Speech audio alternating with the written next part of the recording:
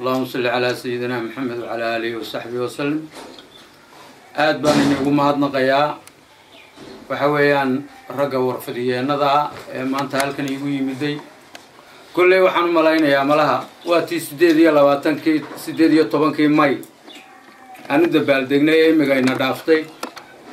malaha deynad lughayiyo waxa iga wareysataan baad igu timaadeen waan aad baan inagu mahadnaqayaa aad baan ugu dabaaldegnay 18 May kullay maalintaasi dadku sidoo sheego inay ka qara weyn tahay baan anu aaminsanahay waxa weeyaan waxa la yiraahdaa 19 markii dagaalku Soomaaliya ka bilaabmay baa la yiraahdaa inagana 19 buu dagaalku inaga joogsaday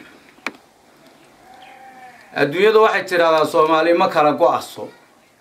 waxay 18 markii dagaalada ugu xumay markay nagu dhaceen waxay taariikhda uga reebeen waan ka yaabaa 18 markii raggeennii dhammaaday ee dumarkeennii dhammaadeen ee magaalooyinkeennii dumeen 3 sano yahay 3 sanana way ka reebaan taariikhda had iyo jeer haddana waxay yidhahdaan Soomaaliya ma kala go'aso 19 markay Soomaaliya dagaalku ka bilaabmay taariikhda adduunyada saasaa ku qoran waad ogtiin idinkuba waxa weeyaan aniga markaa waxay aad iyo aad igu fadhidaa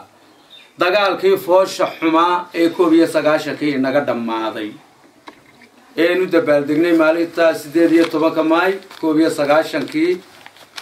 ee inaga joogsadeen leeyri maanta wixii ka dambeeya waxaan kala dilaawaa mag qiimo badan bay leedahay